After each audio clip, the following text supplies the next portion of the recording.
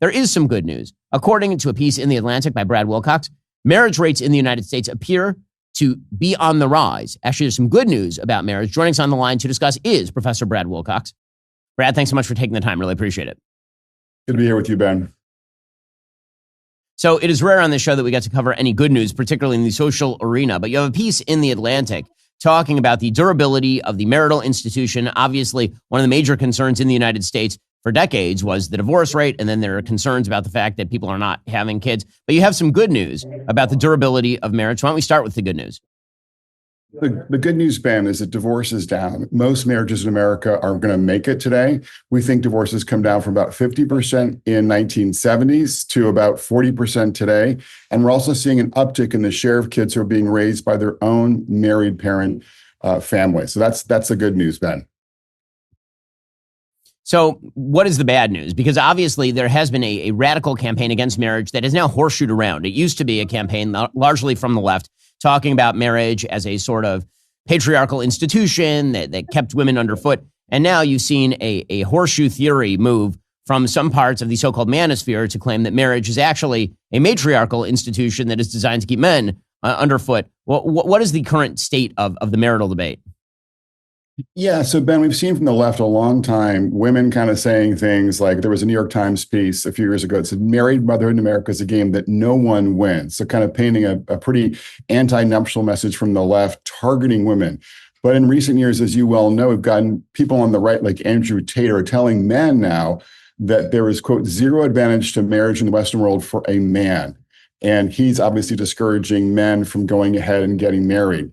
So that's kind of the bad news, is there are elements both the left now and the right, on the far left in a sense and the far right, who are kind of encouraging women on the left and men on the right to steer clear of marriage. You know, what our research shows is that married moms and married dads in America are the happiest men and women out there in this country today.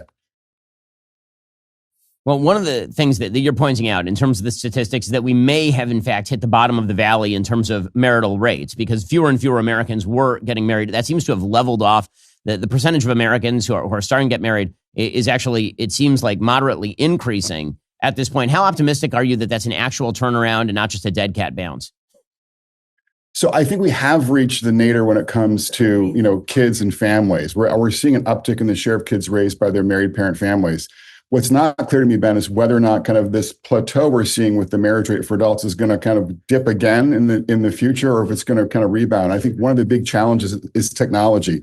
If we can kind of figure a way to help young adults kind of embrace in-person socializing, in-person living, I can see marriage coming back. But if we're going to be kind of basically slaves to our devices, then I would see kind of this potentially marriage rate coming down even more, and then family life becoming just more selective for people who are more educated, more affluent, and more religious, which is what we've been seeing in recent decades in the U.S.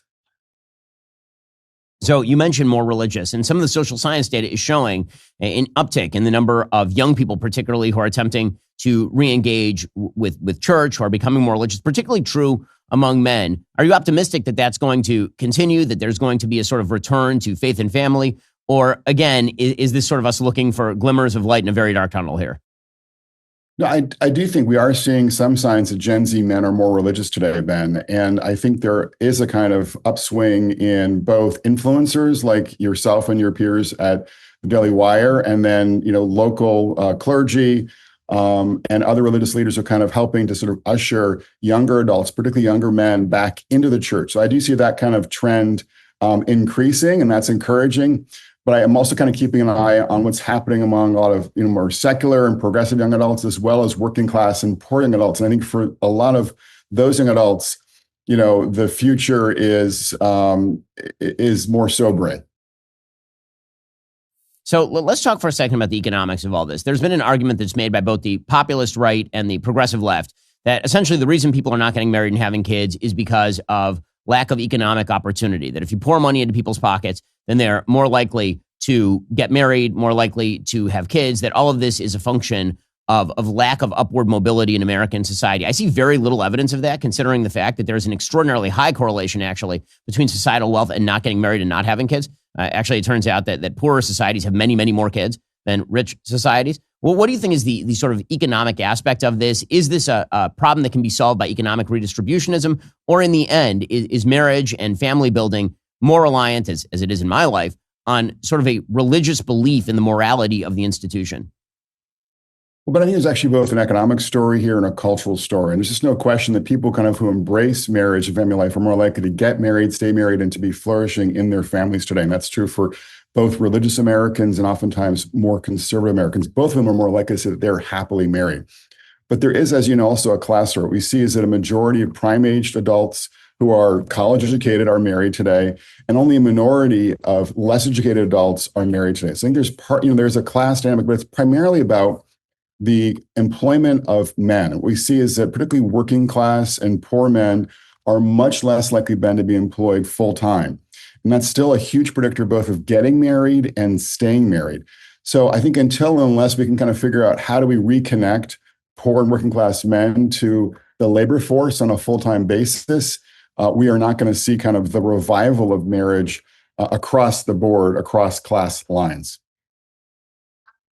One of the questions that I've always had about that is whether we are looking at a correlation and then drawing a reverse causation. So suggesting people can't get jobs and therefore they're not getting married. Right now, the unemployment rate in the United States is 4.1%, which is close to full employment. We have many more job openings in the United States than applicants for those job openings by several measures.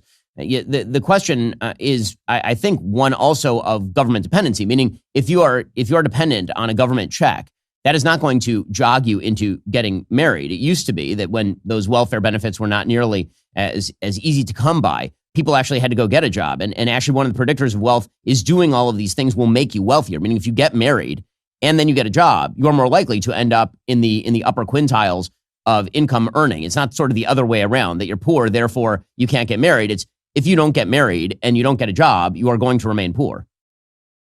So there are few steps, as you know, called the success sequence. And Americans get at least a high school degree, who work full-time in their 20s, and who get married before having any children are basically 97% likely to avoid poverty. Only 3% of those young adults are poor who follow all three steps, and 86% of them reach the middle class or higher. So there's no question that, again, a certain modicum of education, work, and marriage are conducive to realizing the American dream.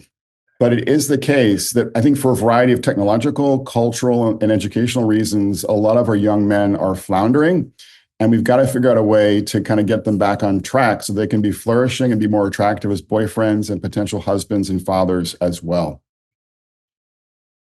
Well, that's Brad Wilcox. Go check out all of his work over at The Atlantic, among other places, and check out his book, Get Married, Why Americans Should Defy the Elites, Forge Strong Families, and Save Civilization. A really important book, especially in the face of dullards, particularly in the manosphere right and the progressive left, who suggest that marriage is bad for you. Precisely the opposite is true. Marriage is actually quite good for you. Brad, really appreciate the time.